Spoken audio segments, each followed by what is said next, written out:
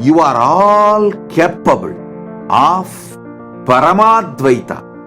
Don't waste your time on convincing your mind. Your mind does not need to be convinced.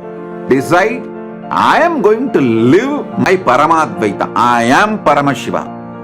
Even the decision will enter like a ferocious tsunami inside you and make you centered on moksha. Listen, even the decision will do so much of change in your life. In Sanskrit, there is a beautiful proverb.